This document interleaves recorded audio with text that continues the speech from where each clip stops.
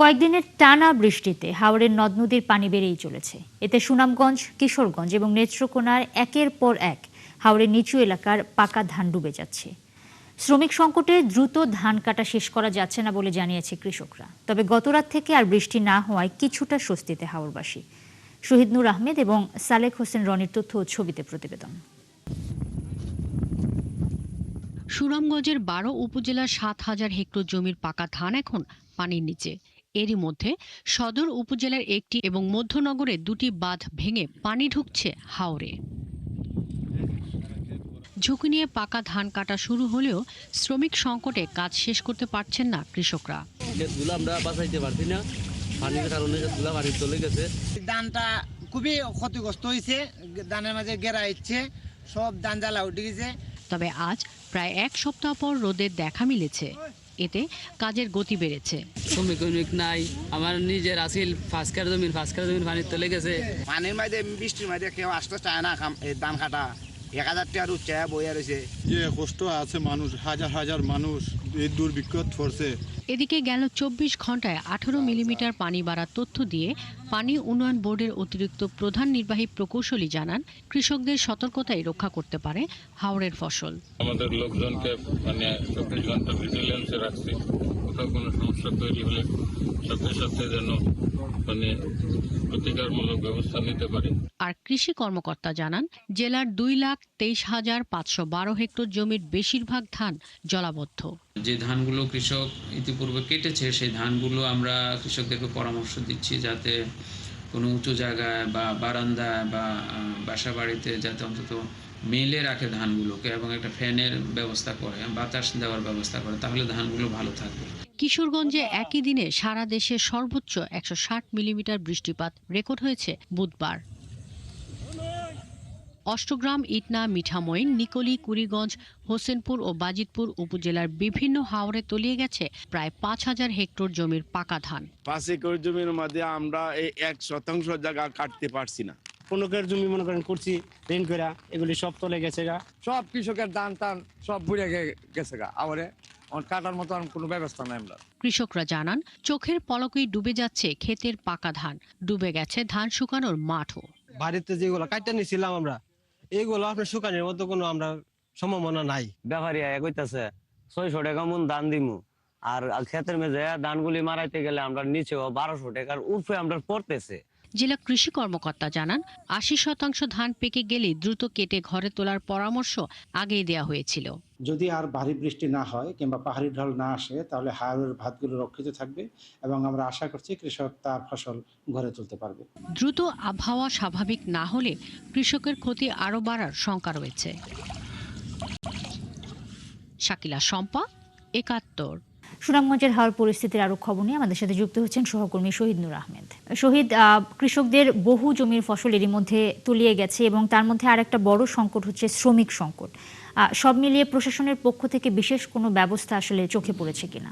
নুসরাত, ধন্যবাদ আপনাকে। দেখুন, আমি সকাল থেকেই কিন্তু হাওরে রয়েছি এবং আজকে হাওরে যে তথ্য আমরা জানিয়েছিলাম আপনাদের মাধ্যমে দর্শকদেরকে, আসলে সুনামগঞ্জে এই মুহূর্তে স্বস্তির খবর হচ্ছে রোদ-ঝলমলে আবহাওয়া, কিন্তু বাস্তবিক অর্থে এই রোদ-ঝলমল আবহাওয়ায় কৃষকরা ধান কাটছেন পানিতে, অর্থাৎ কোমর পানিতে তারা নেমে কিন্তু ধান কাটছেন। এখানে দেখতে পাচ্ছেন যে 3-4 জন কৃষক তারা দাঁড়িয়ে আছেন এবং ধান আসলে তারা একটু আগে কর্তন করছেন এবং আরও শ্রমিকরা তারা এই হাওর ব্যাপী ধান কাটছেন।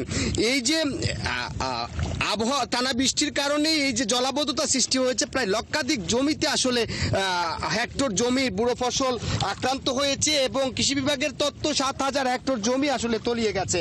আমরা কথা বলার চেষ্টা করেছিলাম কৃষি সম্প্রসারণ অধিদপ্তরের উপপরিচালক অমর ফারুকের সাথে, তিনি যেমনটা জানিয়েছেন তারা এখন পর্যন্ত হাওরে আসলে তারা শ্রমিক সংকটের কথা দেখছেন এবং হারভেস্টার চলাচল করছে, এমনটাই তথ্য জানিয়েছেন। তবে বাস্তবিক অর্থে আমরা হাওরে ব্যাপক শ্রমিক সংকট দেখছি এবং কৃষকরা বলছেন যে তারা শ্রমিক পাচ্ছেন না, প্রতিকূল আবহাওয়ার কারণে অনেকেই আসছেন না এবং যদিও শ্রমিক পাওয়া যাচ্ছে সেটির কিন্তু মজুরি অনেক পড়ছে। অর্থাৎ কৃষকরা একটি উৎকণ্ঠার মধ্যে আছেন। এদিকে যেহেতু পানি বৃদ্ধি পাচ্ছে নদীতে, তবে স্বস্তির খবর হচ্ছে এই দিন আবহাওয়া ভালো থাকার কারণে এদিকে যেহেতু পাহাড়ি ঢল আসলেও যদি বৃষ্টিপাত কমে যায় তাহলে এই এলাকার ফসল রক্ষার যে বাঁধ আছে সেটি সুরক্ষিত থাকবে, এমনটাই পানি উন্নয়ন বোর্ড দাবি করেছে। তবে হাওরে কৃষকদের মধ্যে আতঙ্ক আছে, কৃষকরা আসলে পানিতে ধান কাটছেন এবং কোথাও কোথাও পানিতে ডুবেও গেছে। শহীদ, অনেক ধন্যবাদ আপনাকে। দর্শক, সুনামগঞ্জের হাওর পরিস্থিতির খবরাখবর জানাচ্ছিলেন সহকর্মী শহীদ নূর আহমেদ। এদিকে নেত্রকোনায় টানা বৃষ্টি এবং পাহাড়ি ঢলে পানি ঢুকতে শুরু করেছে হাওরে। এর মধ্যে ফসল বাঁচাতে আধা পাকা ধান কেটে ফেলতে বাধ্য হচ্ছেন কৃষকরা। জেলা কৃষি বিভাগের প্রাথমিক হিসেবে এখন পর্যন্ত ৯,৫৬৫ হেক্টর জমির ফসল পানিতে তলিয়ে গেছে। কৃষি সম্প্রসারণ অধিদপ্তরের উপপরিচালক জানান, লোকবলের অভাবে ধান কাটা শেষ হচ্ছে না। মির্জা হৃদয় সাগরের তথ্য ও ছবিতে প্রতিবেদন। 2 দিন আগেও মাঠে দোল খাচ্ছিল আধা পাকা ধান। সেই ধান এখন পানির নিচে। উবদাখালী, ভুগাই ও মহাদেও নদীর পানি ঢুকছে হাওরে। মঙ্গলবার সকাল থেকে ডুবতে শুরু করে হাওরের ফসল। এখন কৃষকরা ডুবে যাওয়া ধান সংগ্রহের চেষ্টা করছেন।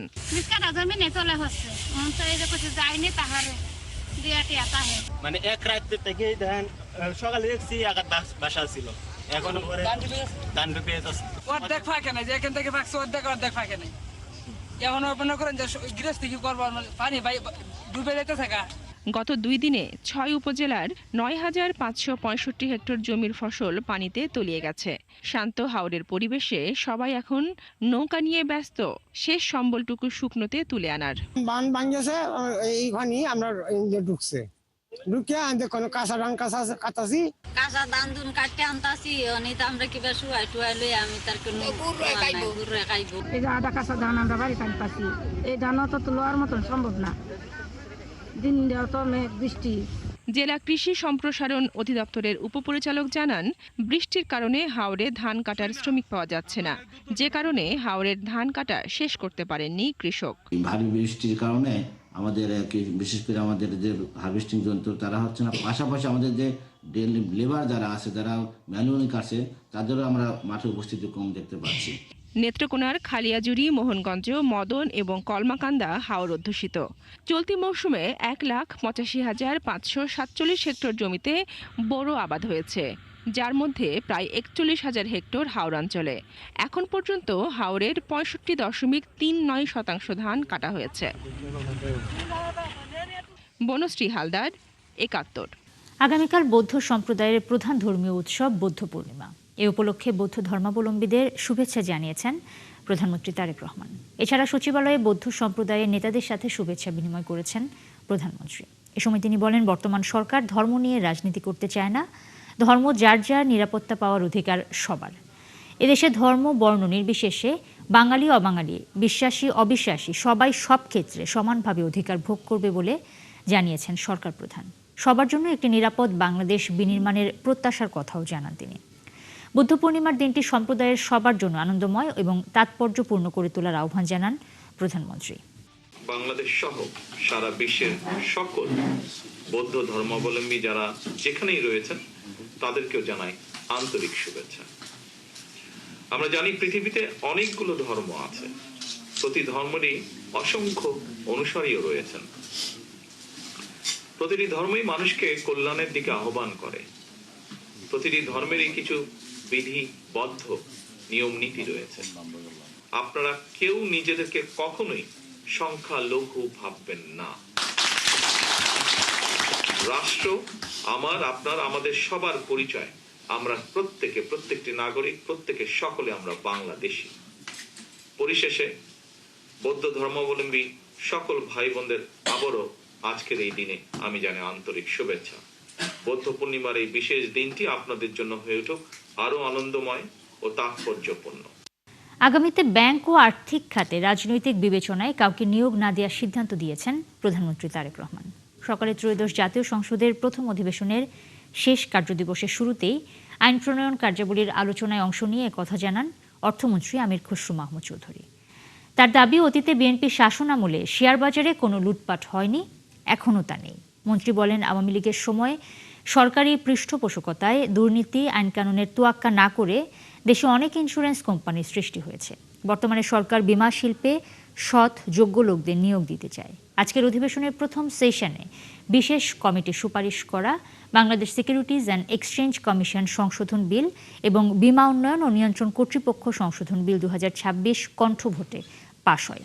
এছাড়া জুলাই গণ অভ্যুত্থানের পর সারা দেশে 1855টি মামলা হয়েছে বলে সংসদে লিখিত প্রশ্নের উত্তরে জানিয়েছেন আইনমন্ত্রী। এর আগে সকালে deputy speaker barrister Kaiser Kamal অধিবেশনের সভাপতিত্বে শুরু হয় প্রথম অধিবেশনের শেষ কার্যদিবস। এই কাজগুলোকে যদি পরিবর্তনশীল করতে হয় আমাদের কতগুলো মেজার নিতে হচ্ছে। এর মধ্যে একটা হচ্ছে সিকিউরিটিজ অ্যান্ড এক্সচেঞ্জ কমিশনকে ঢেলে সাজাতে হবে এবং এটার কার্যক্রমের যে রেগুলেটরি ইস্যুগুলো আছে এখানে পরিবর্তন আনতে হবে। এর মধ্যে স্বচ্ছতা আনতে হবে, জবাবদিহিতা আনতে হবে, শেয়ার হোল্ডারদের সুরক্ষা দিতে হবে, লিস্টেড কোম্পানিকে আশ্বস্ত করতে হবে, বিশ্বের যে ফান্ড ম্যানেজার আছে সারা বিশ্বের তাদেরকে কনফিডেন্স দিতে হবে। সরকার গঠনের পর মহান মে দিবসে আগামীকাল শুক্রবার সবচেয়ে বড় সমাবেশ করবে বিএনপি। নয়াপল্টনে দলের কেন্দ্রীয় কার্যালয়ের সামনে এই সমাবেশে যোগ দিবেন প্রধানমন্ত্রী তারেক রহমান। এতে তুলে ধরবেন দেশের বর্তমান পরিস্থিতি এবং রাজনৈতিক বাস্তবতা। সকালে নয়াপল্টনে সংবাদ সম্মেলনে এসব তথ্য জানানো হয়। শুক্রবার বেলা 2:30টায় মে দিবসের এই সমাবেশের আনুষ্ঠানিকতা শুরু হবে। এতে সভাপতিত্ব করবেন শ্রমিক দলের সভাপতি আনোয়ার হোসাইন। বিএনপি নির্বাচনী ইশতেহারের শ্রমিক বান্ধব সব প্রতিশ্রুতি আবারও তুলে ধরা হবে বলে জানান দলের স্থায়ী কমিটির সদস্য এবং প্রধানমন্ত্রীর রাজনৈতিক উপদেষ্টা নজরুল ইসলাম খান। এই সমাবেশে বিপুল সংখ্যক নেতাকর্মীর সমাগম হবে বলে আশা করছেন বিএনপির সিনিয়র যুগ্ম মহাসচিব রুহুল কবির রিজভী। 90 সালে প্রথম 1 মে আন্তর্জাতিক শ্রমিক দিবস মে দিবস হিসাবে উদযাপন শুরু হয়। ওই হিসাব করলে আমরা পালন করছি 136তম মে দিবস। মাননীয় প্রধানমন্ত্রী যিনি শ্রমিক, ছাত্র এবং জনগণের একজন অবিসংবাদিত নেতা হয়েছেন সংগ্রামের নেতৃত্ব দিয়ে, ফ্যাসিবাদ বিরোধী সংগ্রামের নেতৃত্ব দিয়ে, তিনি আগামীকাল প্রধান অতিথি হিসেবে বক্তব্য রাখবেন। তো সেই অনুষ্ঠানটি, মে দিবসের সেই অনুষ্ঠানটি মানে যথাযোগ্য মর্যাদায় এবং বিপুল শ্রমিক সমাবেশ সেখানে ঘটবে। এই নিয়ে জাতীয়তাবাদী শ্রমিক দল প্রায় প্রতিদিনই, প্রায় সপ্তাহব্যাপী তারা নানা ধরনের প্রস্তুতি নিয়েছে। সব নিয়ে আগামীকাল মানে ঢাকা শহর শ্রমিক সমাবেশ এর যে ঢল, যে র্যালি নামবে, এটা হবে অভূতপূর্ব। শরিয়া আইন নাকি প্রচলিত গণতান্ত্রিক প্রক্রিয়ায় জামায়াতে ইসলামী দেশ পরিচালনা করবে সে বিষয়ে দলটিকে তাদের অবস্থান পরিষ্কার করার আহ্বান জানিয়েছেন তথ্য ও সম্প্রচার মন্ত্রী জহিরুদ্দিন স্বপন। তিনি বলেন, সংসদে জামায়াতের একজন সদস্য শরিয়া আইনের ভিত্তিতে দেশ পরিচালনার বক্তব্য দেওয়ায় দলটির অবস্থান নিয়ে নতুন করে ধোঁয়াশা তৈরি হয়েছে। জাতীয় প্রেসক্লাবে এক আলোচনা সভায় তিনি এসব কথা বলেন। শহীদ রাষ্ট্রপতি জিয়াউর রহমানের জাতীয়তাবাদ বহু মতাদর্শের উল্লেখ করে মন্ত্রী বলেন, যারা বর্তমানে বৈচিত্র্য মেনে নিতে চায় না তারাই সমাজে বিশৃঙ্খলা সৃষ্টি করতে চায়। সকল ধর্মীয় মূল্যবোধের মধ্যে পারস্পরিক বন্ধন তৈরি করে একটি নতুন বাংলাদেশ বিনির্মাণের আহ্বানও জানিয়েছেন তথ্যমন্ত্রী। জানতে চাই, তারা কি দেশের প্রচলিত সাংবিধানিক আইনকে মেনে শাসন ক্ষমতা পাওয়ার চেষ্টা করছেন, নাকি তারা শরিয়া আইন প্রতিষ্ঠা করার প্রতিশ্রুতি দিয়ে বা প্রতিজ্ঞা নিয়ে রাজনৈতিক, সাংবিধানিক এবং সংসদীয় তৎপরতা চালাচ্ছেন? আমার কোনো মন্তব্য নাই, আমি শুধু এই প্রশ্নটা রেখে দিলাম। দেশে জঙ্গি আছে কি নেই এই বিতর্কে না গিয়ে জঙ্গি তৎপরতার বিষয়টি সরকারকে গুরুত্বের সাথে খতিয়ে দেখার আহ্বান জানিয়েছেন নিরাপত্তা বিশ্লেষক এবং অপরাধ বিজ্ঞানীরা। তারা বলছেন, বিভিন্ন বাহিনী সহ সাধারণ মানুষের ভেতর ঘাপটি মেরে থাকা জঙ্গি ভাবাপন্ন ব্যক্তিদের শনাক্ত করে আইনের আওতায় আনতে হবে। সেই সাথে তাদেরকে সমাজের মূল স্রোতে ফেরাতে করতে হবে সহযোগিতা। মহিম মিজানের রিপোর্টে বিস্তারিত।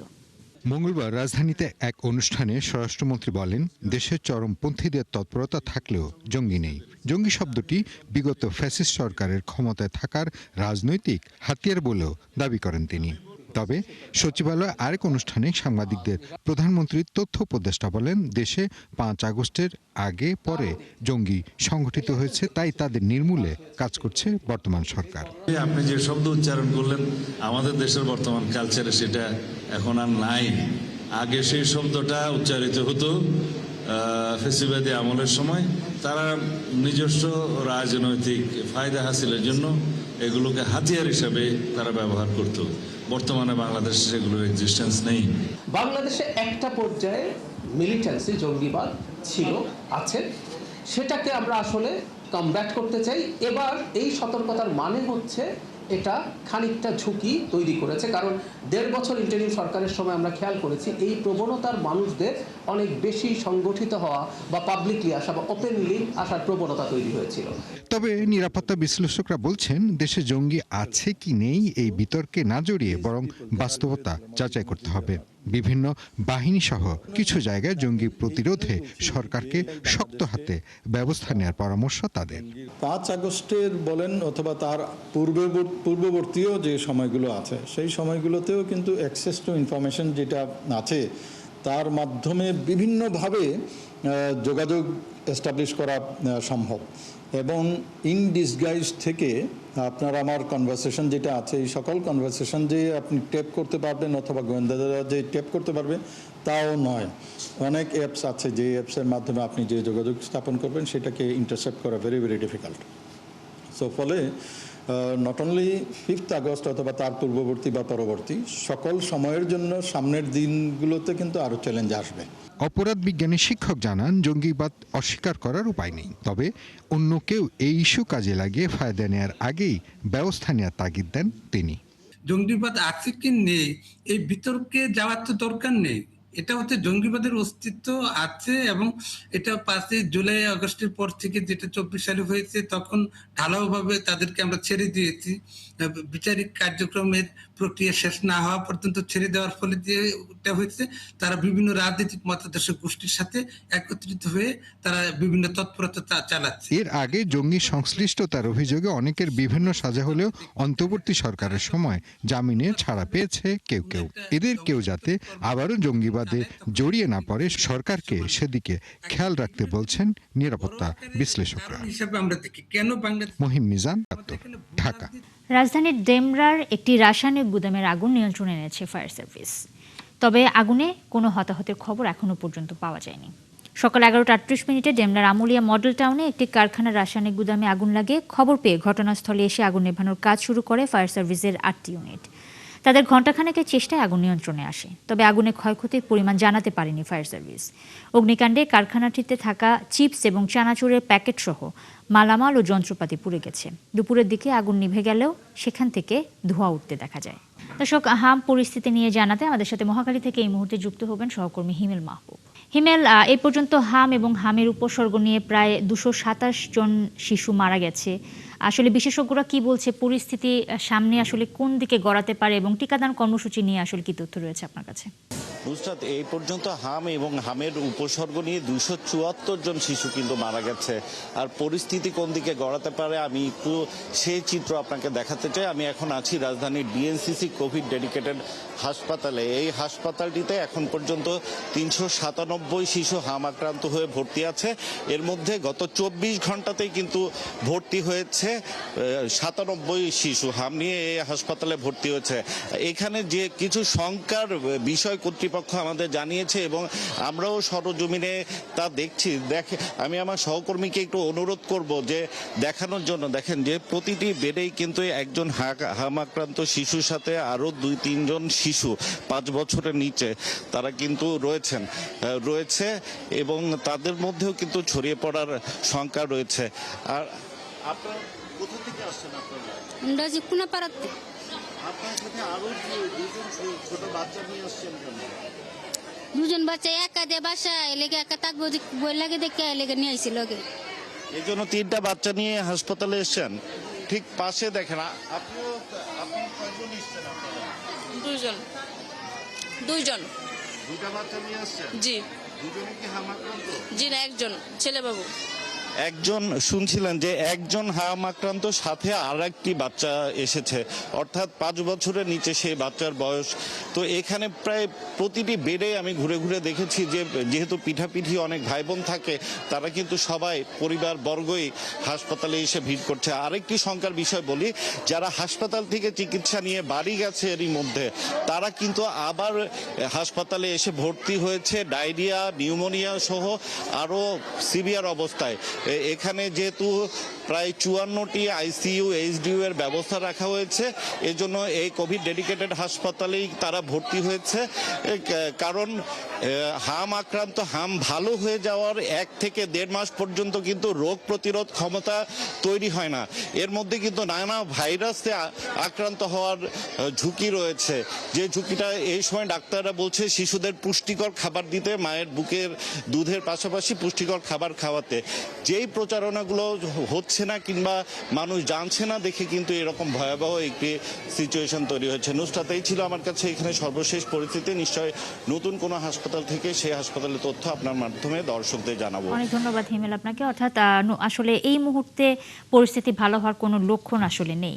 হিমেল মাহবুব যুক্ত হয়েছিলেন সহকর্মী আমাদের মহাখালী থেকে। ফিলিং স্টেশনগুলোতে জ্বালানি তেল সরবরাহ বেড়ে যাওয়ায় পরিস্থিতি ধীরে ধীরে স্বাভাবিক হচ্ছে।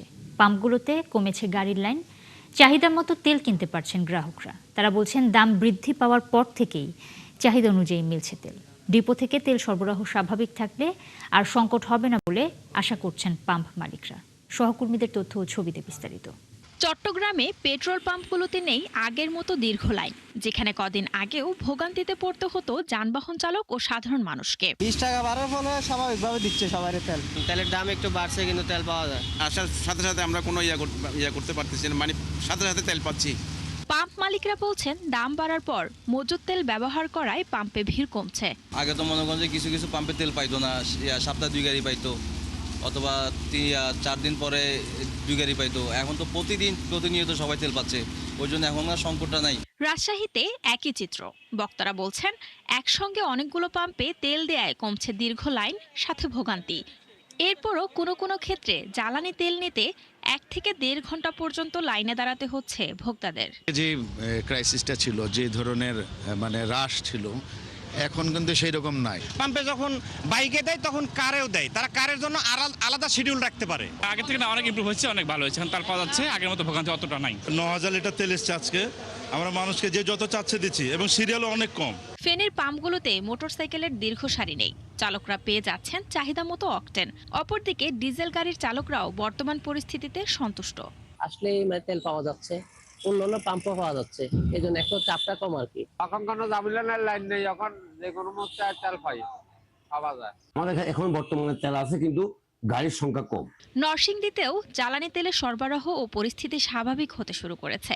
ভোগান্তি ছাড়াই সহজেই জ্বালানি সংগ্রহ করতে পেরে খুশি গ্রাহকরা। জ্বালানি তেলের দাম বাড়ার পর গত 2 দিন ধরে নারায়ণগঞ্জের রূপগঞ্জের ফিলিং স্টেশনগুলোতে অনেকটাই স্বাভাবিক তেল সরবরাহ। শান্তা ইসলাম, 71। গত কয়েকদিনের টানা বৃষ্টিতে কয়েক লাখ টন লবণ রক্ষা করতে ব্যর্থ হয়েছেন কক্সবাজারের লবণ চাষিরা। তারা বলছেন পানি থেকে উৎপাদিত লবণ আবার পানিতেই মিশে গেছে। বৃষ্টির পানিতে ডোবা সাদা লবণের মাঠ পরিণত হয়েছে বিলোপের চরণভূমিতে। কামরুল ইসলাম মিন্টুর প্রতিবেদন, ছবি তুলেছেন হেলাল উদ্দিন। বজ্রপাতের ভয়ে কেউ পালাচ্ছেন, কেউ লবণ ভর্তি ঝুড়ি কাঁধে নিয়ে দৌড়াচ্ছেন বৃষ্টি থেকে রক্ষায়। বুধবার কক্সবাজারে সারাদিন ভারী বৃষ্টিতে সাগরের লোনা পানি থেকে তৈরি হওয়া লবণ আবারও মিশে গেছে কাদা পানিতে। এর আগে বৃষ্টি হয়ে লবণ গেছে, বহুত লবণ নষ্ট হয়ে গেছে। আমরা গিয়েছিলাম সকাল 8টায়, মানুষের 33 জন, বৃষ্টির কারণে চলা আছে আর কি, কাজ করতে পারছি 4 ঘন্টা মতো। শ্রমিকরা বলছেন মাঠে প্লাস্টিক দিয়ে যেটুকু ঢেকে রাখা গেছে সেটুকুই অবশিষ্ট, বাকি সব পানিতে ডুবে গেছে। চাষিরা জানান প্রতিমন লবণ উৎপাদনে জমি বর্গা, প্লাস্টিক আর শ্রমিকের মজুরি মেলালে খরচ ঠেকছে 400 টাকার উপর, অথচ বাজারে এর দাম পাওয়া যায় বড়জোর 250 টাকা। এ বিশাল ক্ষতির উপর অসময়ের বৃষ্টি। ব্যবসায়ীরা বলছেন বৃষ্টিতে মাঠের লবণের স্তর বা কাই নষ্ট হয়ে যাওয়ায় নতুন করে মাঠ সাজানো নিয়ে তারা দুশ্চিন্তায় আছেন। লবণের দাম তেমন না, যে রকম শাসার প্রয়োজনীয় সেই রকম না, ওর চেয়ে একটু কম। এবছর তো লবণের দাম নাই, এবছর লবণের দাম হচ্ছে আমাদের এখানের উৎপাদন ক্ষমতা নিয়ে আর এই লবণ নিয়ে একদম পোষাচ্ছে না। মন প্রতি আমরা এখানে আমাদের টিকে হচ্ছে মাত্র 200 থেকে 210 টাকা করে টিকে। বিসিকে তথ্য মতে কক্সবাজারের মহেশখালী, কুতুবদিয়া ও টেকনাফ সহ প্রায় 67,000 একর জমিতে এবার লবণের আবাদ হয়েছে। 27 লাখ মেট্রিক টনের বিপরীতে এ পর্যন্ত উৎপাদন হয়েছে 17,68,000 টন। কামরুল ইসলাম মিন্টু, 71, কক্সবাজার। চলছে সংবাদ সংযোগ। সরাসরি সংবাদ অনুষ্ঠান দেখতে চোখ রাখুন 71-এর ফেসবুক পেজে এবং সাবস্ক্রাইব করুন 71-এর ইউটিউব চ্যানেলে। সাথেই থাকুন 71-এর।